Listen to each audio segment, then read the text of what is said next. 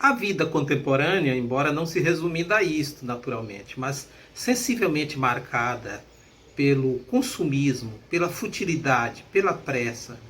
pela alta comensurabilidade dos bens, pela provisoriedade dos objetos de consumo, pela precariedade das relações humanas, pelo sofrimento da invisibilidade, pela nossa incapacidade de ocupar o nosso tempo, como disse um amigo e filósofo, Sebastião Trogo, pela ingerência das coisas de importância duvidosa sobre o nosso tempo, tem feito que a questão da felicidade venha a ocupar um lugar central no debate contemporâneo em todas as áreas do conhecimento acerca da possibilidade humana de sucesso ou da implementação de um projeto do bem viver. E feito, por via de consequência, aumentar as filas dos consultórios médicos e a demanda por um horário na agenda dos psicanalistas. Isso parece tão relevante que um filósofo francês, Luc Ferry, em um livro desconcertante intitulado O Homo Aestheticus, ou a invenção do gosto na era moderna, tenha dito que a própria ideia da felicidade hoje não se confunde com o seu sentido original. Isso porque, segundo ele, a sociedade pré-moderna, fortemente estruturada segundo um primado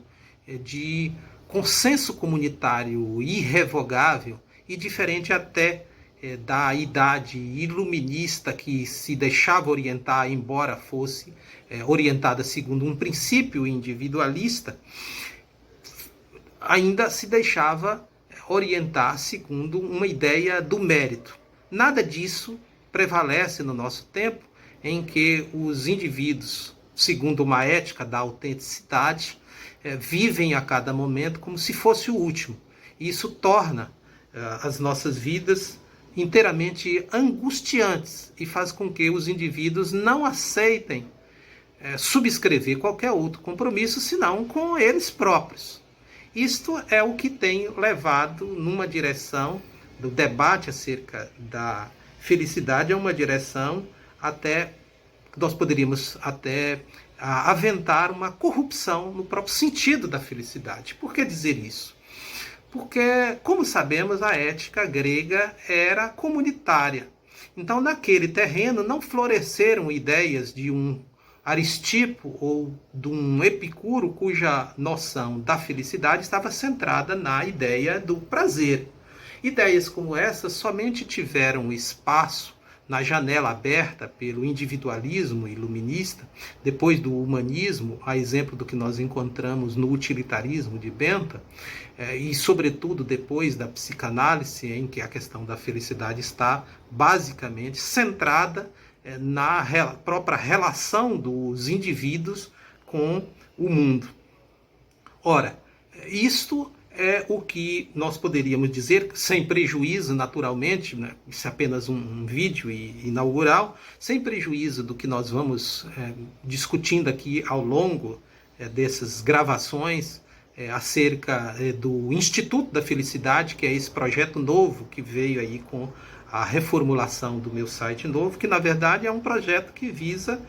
discutir por via de cursos, de gravação de pequenos vídeos ou até mesmo de atendimentos individuais institucionais para pensar a elaboração de projetos que possam transformar pessoas e instituições em entidades bem-sucedidas, sem prejuízo dessas especificações, onde nós vamos centrar a nossa atenção na ética helenística, sem prejuízo disso tudo, nós poderíamos aqui, resumidamente, dizer que a ideia da felicidade na ética clássica, no seu sentido original, dizia respeito à satisfação do indivíduo com o seu lugar, com a sua relação com o mundo. Daí que, se nós recorrermos à narrativa dos poetas, ao testemunho dos orientadores, à reflexão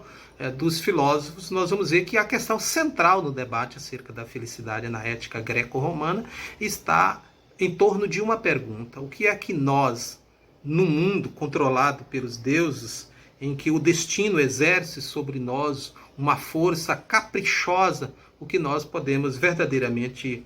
fazer para controlar e evitar que as nossas vidas e os nossos próprios projetos sejam arruinados por surpresas desagradáveis que podem nos ocorrer. Basta um simples testemunho relatado por Heródoto no volume 1 das suas histórias, de um diálogo entre Solon e o rei Creso acerca disso tudo, em que, para os gregos, no seu imaginário social, se dizia que é impossível para nós dizer que somos verdadeiramente felizes enquanto estamos vivos, porque nem eu mesmo sei se conseguirei gravar esse vídeo, terminar a gravação desse vídeo. Daí essa ideia da precariedade dos projetos humanos. Então, felicidade mesmo somente se pode dizer depois que os indivíduos realizam